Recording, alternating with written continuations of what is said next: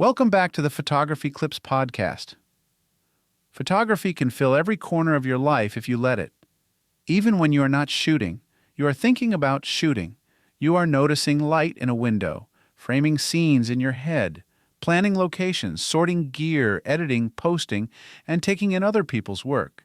If photography is more than a casual hobby for you, it has a way of quietly becoming part of how you move through the day. For some people, it is also a job, which adds deadlines, client expectations, and the pressure to keep producing. There is nothing wrong with being devoted to it.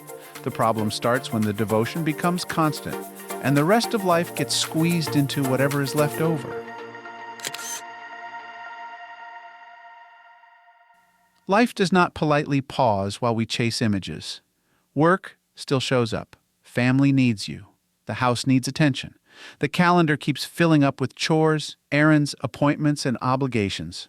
When all of that stacks up, it can become easy to treat rest as something you will earn later, after you finish one more task, after you deliver one more project, after you get caught up. Later often never arrives because there is always something else. If you care about photography, you can even start using it to justify staying busy, telling yourself you are being productive when you are really running yourself into the ground. When people talk about taking time off, they often picture a big vacation or an action-packed weekend. Those things can be enjoyable, and they can also leave you tired in a different way. What I am talking about is simpler than that. It is the occasional lazy afternoon you protect from responsibility. It is a day when you do not have a plan and you do not need one. It might be a quiet Saturday with a book, a cup of coffee, a nap, or a long walk. It might be an afternoon playing a game, listening to music, watching an old movie, or doing something you do not monetize or post. It might be sitting still long enough for your mind to stop racing. The details will look different for everyone, and they can even change from week to week depending on what you need. This matters for anybody, and it matters even more for people who create. Creative work pulls from a limited supply of attention and energy. You can push through for a while, and many of us do, especially when we are motivated or excited. Over time, though, the output starts to cost more. You pick up the camera, and it feels heavy, not in your hands, in your mind. You shoot because you think you should, not because you want to. You edit, and nothing looks right. You start second-guessing everything, or you start comparing your work to other people and feeling discouraged. The camera did not change. You did. You're tired, and tired makes everything harder, including seeing clearly. The solution is not dramatic. It is not quitting photography, and it is not forcing yourself to be on all the time. It is giving yourself permission to rest without turning rest into another project. Some people struggle here because they schedule time off, then fill it with tasks or spend it feeling guilty. If you take a day off and spend the whole day thinking about what you are not doing, you did not really get a day off. Real rest has room to breathe. It has space to be unproductive on purpose. It has a little slack in it. One of the simplest ways to do this is to protect a small block of time and keep it simple. It does not have to be a whole weekend. It can be a single afternoon or a single evening where you're done.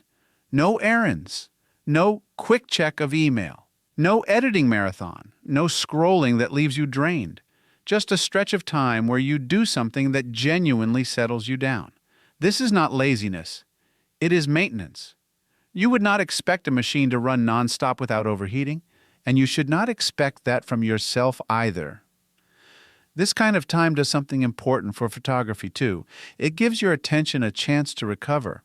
When you're constantly busy, your mind stays in a tense, task-driven mode. You notice less. You rush past little details. You miss the quiet changes in light that you would normally enjoy.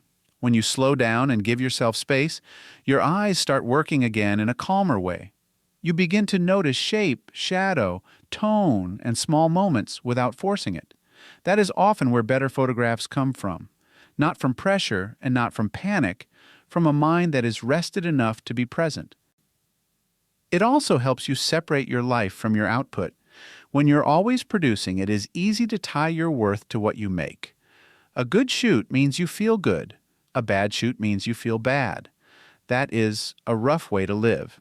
Taking time for yourself reminds you that you are more than your last photo.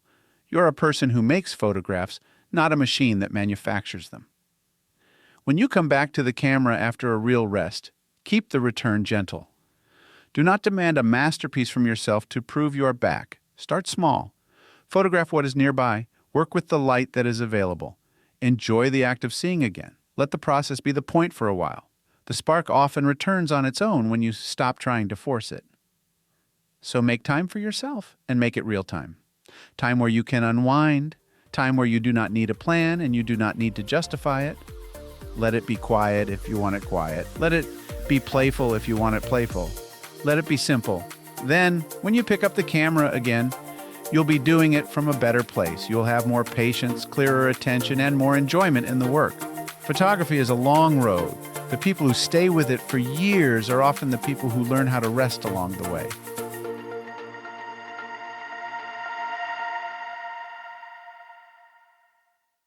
Thanks so much for listening to the Photography Clips podcast. I'm your host, Will Moneymaker. If you liked today's episode, feel free to share it with a fellow photography enthusiast. And don't forget to subscribe so you won't miss what's ahead. You can also visit willmoneymaker.com to explore more of my photography and thoughts behind the lens.